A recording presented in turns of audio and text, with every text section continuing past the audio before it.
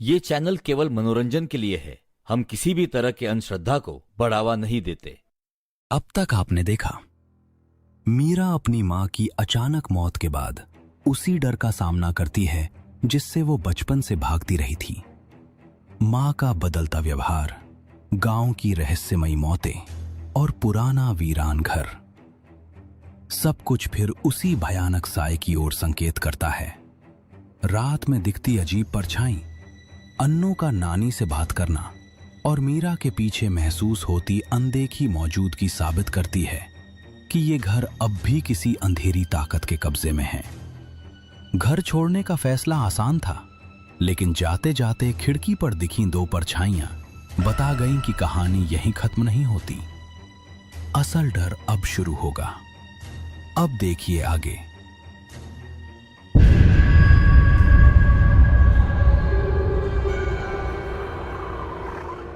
कुछ ही घंटों में मीरा, रितेश और अन्नू अपने शहर वाले फ्लैट में पहुंच गए।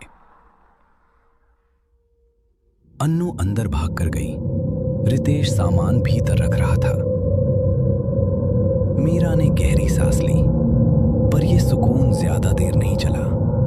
दरवाजा बंद करते ही उसे वही बदबू महसूस हुई, वही सड़ी हुई, जैसे कोई पुराना मरा हुआ शरीर कमरे में छुपा हो। मीरा का चेहरा सफेद पड़ गया। ये कैसी बदबू है? घर बनता इसलिए होगी शायद। मीरा ने कुछ नहीं कहा। उसका गला सूख गया था। वो अभी भी अपनी मां और खिड़की में दिखी उन दोनों परछाइयों के बारे में सोच रही थी। रात तक सब कुछ सामान्य ही था।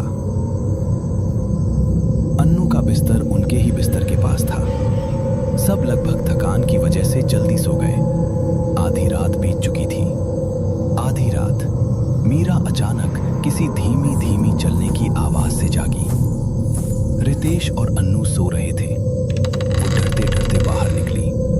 हॉल खाली, दरवाजा अंदर से बंद। मीरा ने खुद को समझाया कि शायद भ्रम है और पानी लेने किचन में गई, लेकिन ट्यूबलाइट जलाते ही उसकी जमीन खिसक गई। फर्श पर ताजे लाल पैरों के गीले निशान बने हुए थे और मीरा की चीख पूरा घर हिला गई। कुछ ही सेकंड में रितेश दौड़ता हुआ आया। क्या हुआ मीरा, तुम चीखी क्यों? वो ये देखो, यहाँ पैर के निशान। वो कांपती उंगली से फर्श की ओर इशारा करती है, लेकिन वहां कुछ भी नहीं था। फर्श बिल्कुल साफ। मीरा हक्का बक्का रह गई। मीरा, मुझे लगता है तुमको बस आभास हुआ होगा।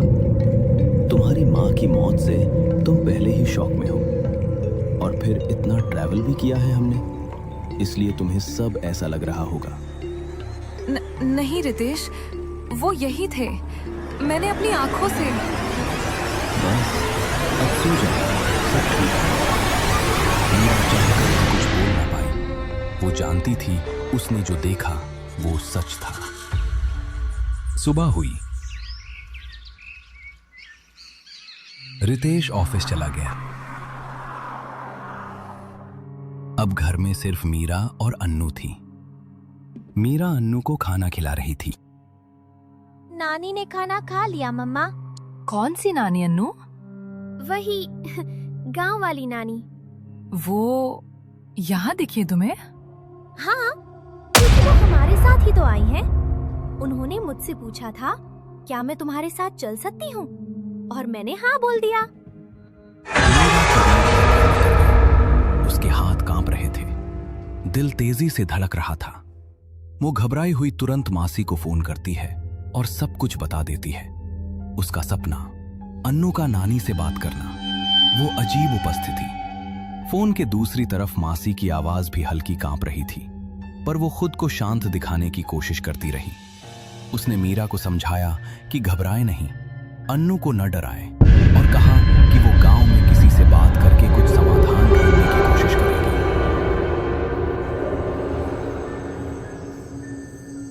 उस रात मीरा सो नहीं पाई।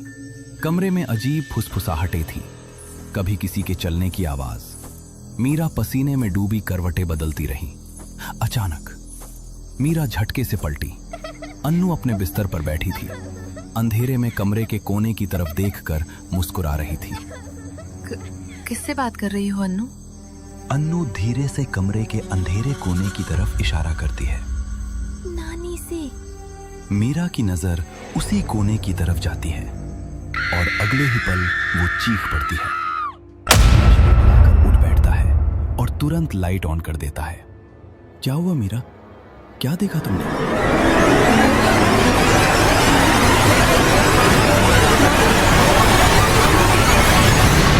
हमारे कमरे में रितेश, वो हमारे साथ आ गई है। देखो, वहां कोई नहीं है मीरा, तुम्हें आराम की जरूरत है। अन्नू भी डर रही है, प्लीज शांत हो जाओ, सो जाओ अब। रितेश ने उसे सीने से लगाया और मीरा डर, उलझन और अपराध बोध के बीच सिसकती रही, जबकि कमरे के इस कोने में अब भी कोई मौजूद था। अगली सुबह मीरा नींद से टूटी, थकी हुई और बीमार सी। सिर भारी था, शरीर ठंडा। उसने सबसे पहले अन्नू को जगाने के लिए उसकी तरफ देखा, लेकिन बिस्तर खाली था। अन्नू, अन्नू बेटा। अचानक बेडरूम की अलमारी अंदर से जोर जोर से हिलने लगी। मीरा डरते हुए आगे बढ़ी। अन्नू बेटा, अंदर हो क्या? हिम्मत करके उसने अंदर कोई नहीं था। सिर्फ अंधेरा और ठंडी हवा का झोंका उसके चेहरे पर पड़ा। यहाँ कोई नहीं। वो पलटकर जाने ही वाली थी कि मुझे अन्नू चाहिए। मीरा ने ठिठक कर फिर से अलमारी की ओर देखा और अलमारी के ऊपर अंधेरे में झुकी हुई वही औरत बैठी थी। लंबे चिपके बाल, सड़ी हुई त्वचा और खाली। अगले ही पल वो औरत अलमारी से मीरा पर कूदी। रितेश! उसके गिरते ही कमरे का दरवाजा खुला और रितेश भागता हुआ अंदर आया। मीरा, क्या हुआ? तुम ठीक हो? लेकिन जब तक रितेश पहुंचा, अलमारी के ऊपर वाला साया गायब था। सिर्फ मीरा कांपते हुए फर्श पर बैठी थी। मीरा का चेहरा राख की तरह सफेद था। वो कुछ बोल नहीं पा रही थी। उस दिन के बाद से मीरा तेजी से बदलने लगी। वो कमजोर पड़ने लगी, हमेशा सिहरती रहती। मीरा हर रात अजीब साए देखती, किसी की मौजूदगी महसूस करती। रात को अचानक चीख कर उठ जाती और कहती, उसे मत ले जाना, मेरी बच्ची को मत छूना। माँ, माँ रुक जाओ। और रो रो कर सो जाती। अन्नू को लेकर उसकी बेचैनी हद से ज्यादा बढ़ गई थी। रितेश और भी परेशान हो गया। उसने डॉक्टर से बात की और मासी को फोन करके बुला लिया। मासी अगले ही दिन बस पकड़कर शहर पहुंच गई। जैसे ही उसने घर में कदम रखा, वही बदबू उसके चेहरे पर पड़ी। उसकी आंखें चिंता से भर गईं। मीरा कमरे से बाहर आई, कमजोर, पीली, आंखों के नीचे गहरे काले घेरे, जैसे कई रातों से सोई ही ना हो। मासी, माँ मुझे क्यों सताने लगी? उन्होंने मुझसे कभी प्यार नहीं किया। अब वो मेरी बेटी के पीछे क्यों पड़ी हैं? क्यों? मीरा, बात उतनी सीधी नहीं है। तो बताइए ना मासी, आखिर माँ ऐसा क्यों कर रही हैं? उन्होंने मुझे बचपन में डराया, अब मेरी बेटी को चाहते हैं। क्यों? मीरा, सच ये है कि तेरी माँ ये सब नहीं कर रही। कमरे में सन्नाटा छा गया। मीरा की सांसें रुक गईं। कई साल पहले तेरी माँ जंगल की तरफ खेत देखने गई थी। गांव वाले हमेशा कहते थे, जंगल के अंदर वाले हिस्से में मत जाना, वहां एक परछाई रहती है जो अकेले इंसानों के पीछे लगती है। तेरी माँ उसी के कब्जे में आई है। वो चीज इंसान का खून पीती है, बच्चों को चाहती है और शरीर बदलती रहती है। इसीलिए गांव में जानवर और बच्चे गायब होते थे, इसीलिए तेरी सहेली सुमन मरी थी, इसीलिए तेरे पापा भी। पापा? माँ ने? नहीं, माँ ने नहीं। माँ आखिरी दम तक उस चीज से लड़ रही थी। वो कभी नहीं चाहती थी कि तू या तेरे पापा को चोट पहुंचे। उसने उस साए से समझौता किया था कि वो तुम्हें नुकसान नहीं पहुंचाएगा। उस साए में इतनी ताकत थी कि सिर्फ माँ का शरीर उससे लड़ते लड़ते खत्म हो गया। तेरी माँ ने खुद मुझसे कहा था, मेरी बेटी को मुझसे दूर रखना। वो मुझे नफरत करे तो भी ठीक है, बस वो साए के पास कभी ना आए। माँ चाहती थी तू उन्हें गलत समझे, ताकि तू कभी उस घर की तरफ न लौटे। मीरा के आंसू थम नहीं रहे थे। मासी की बातों ने सब कुछ बदल दिया था। मीरा के पैरों तले जमीन खिसक गई थी। उसकी मां बुरी नहीं थी, बल्कि एक भयानक साया उन्हें अंदर से खा रहा था। वही साया अब अन्नू को चाहता था। तो माँ मुझे बचाने के लिए खुद बर्बाद होती रही और मैं उन्हें ही दोष देती रही। उस साए ने माँ का शरीर ले लिया, पापा को मारा, और अब वो अन्नू को चाहता है। मासी, हम उसे कैसे रोकेंगे? माँ को तो अब भी मुक्ति नहीं मिली। वो साया खत्म नहीं किया जा सकता, लेकिन उसे रोका जरूर जा सकता है। तेरी माँ की अस्थियों का विसर्जन करके उनकी मुक्ति के लिए पूजा करनी होगी, उसी घर में। और उसी पूजा में उस आत्मा को बांधने का उपाय भी करेंगे। गांव के तांत्रिक से मैंने बात कर ली है। मीरा, रितेश, मासी और अन्नू गांव पहुंचे। सबसे पहले नदी किनारे पहुंचकर मीरा ने कांपते हाथों से अपनी मां की अस्थियां पानी में बहाईं। माँ, अगर मैं आपको समझ ना पाई तो माफ कर देना।